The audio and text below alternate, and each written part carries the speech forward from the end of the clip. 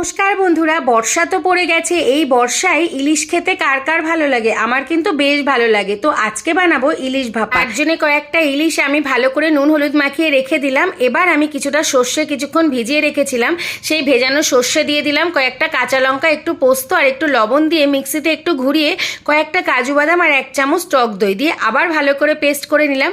নিয়ে ওই মাছের মধ্যে ওই পেস্টটা দিয়ে দেবো, দিয়ে ভালো করে মাখিয়ে নেবো। ওপর থেকে একটু সর্ষের তেলও দিয়ে দেবো। সর্ষের তেল মশলা মাছের সাথে খুব ভালো করে মাখিয়ে একটা টিফিন বক্সের মধ্যে একটা একটা করে মাছগুলো দিয়ে দেবো। ওপর থেকে গ্রেভিটাও দিয়ে দেবো। এবার সামান্য একটু জল ওই প্লেটে দিয়ে প্লেটটা ধুয়েও জলটা দিয়ে দেবো, যাতে গ্রেভিটা খুব মাখা মাখা হয়। ওপর থেকে একটু সর্ষের তেল আর 2টো কাঁচা লঙ্কা দিয়ে ঢাকনাটা আটকে ভাপে বসিয়ে দেবো। আর হ্যাঁ, সর্ষেটা বেশ কিছুক্ষণ ভেজালে কিন্তু তিতে হওয়ার সম্ভাবনাটা থাকে না। একটা পাত্রে জল দিয়ে ফুটে উঠলে 15 থেকে 20 মিনিট এরকম ঢাকা চাপা দিয়ে রেখে দেবো। 15 থেকে 20 মিনিট পর ঢাকনাটা খুলে দেখুন কত সুন্দর দেখতে, খেতে কিন্তু এটা দারুণ হয়।